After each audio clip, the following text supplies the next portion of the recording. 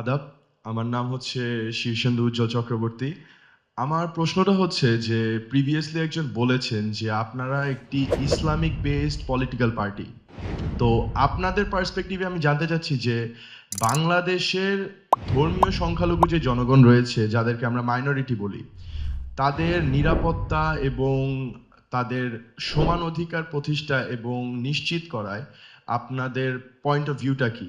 এবং ভবিষ্যতে in future যদি জামাতে ইসলাম দল একটি সরকারি দল গঠন করে, তবে নাগরিক বৈষম্য দূর করতে এবং ধর্মীয় স্বাধীনতার সাংবিধানিক সুরক্ষাটা বজায় রাখতে আপনাদের স্পষ্ট এবং প্রয়োগযোগ্য নীতিমালাগুলো কি হবে? Thank you.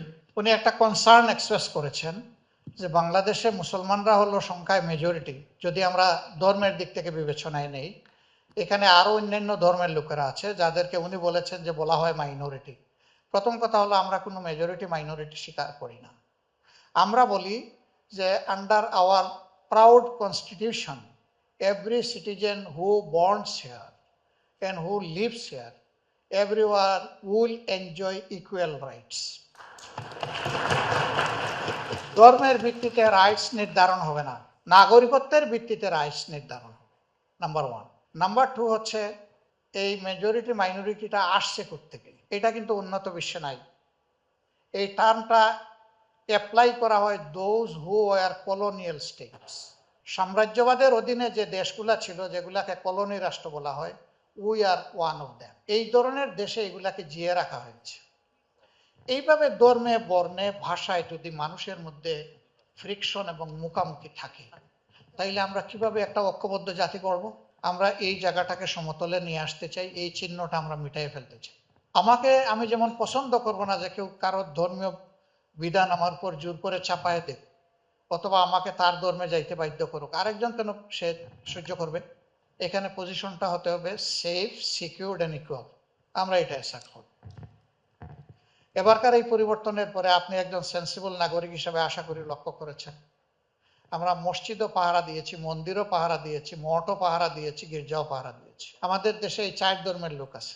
এমনকি ভালনারেবল হাউস যেগুলা বিভিন্ন ধর্মের লোকদের, তাদেরকে বলেছি যে আমাদের যদি কোনো সহযোগিতা আপনারা ফিল করেন, ডোন্ট হেসিটেট। তুমি শুনে খুশি হবে, আমরা তাদের বাড়ি ঘরে 15 দিন রাত কাটিয়েছি, তাদের সাথে থেকেছি। আমরা বলেছি কোনো দুর্বৃত্ত আসলে আগে আমাদের চামড়ায় লাগবে, আপনাদের লোম স্পর্শ করতে আমরা দেব না। এটা আমরা কাউকে খুশি করার জন্য করিনি, এটা আমরা করেছি আমাদের মরাল রেসপন্সিবিলিটি ডিসচার্জ। আমরা সেভারেল টাইমস যেমন ইসলাম ধর্মের ধর্মীয় নেতাদেরকে নিয়ে বসেছি ওই সময়, ঠিক অন্যান্য ধর্মের যারা, তাদের সাথেও বসে ইন্টারাকশন করেছি। এতে মানুষ কারেজ পেয়েছে, সাহস পেয়েছে যে না, এখানে দুর্বৃত্তপনা হবে না। এই জন্য আমি একটা প্রশ্নের উত্তরে বলেছিলাম, কিছু যে হয় নাই তা আমি বলবো না, কিন্তু যা হওয়ার আশঙ্কা ছিল তার কিছুই হয়। আর যেগুলা হয়েছে সেগুলা রিলিজিয়াস কারণে হয়নি, সেটা হয়েছে পলিটিক্যাল কারণে অথবা পার্সোনাল। কেউ কেউ ওই সময় পার্সোনাল গ্রাসটা মেটানোছে, বেনিফিট নিয়েছে আনডিউ। তাও আরো বেশি নিত যদি ওই চকিদার হিসাবে আমরা লাঠি হাতে না দাঁড়াইতাম।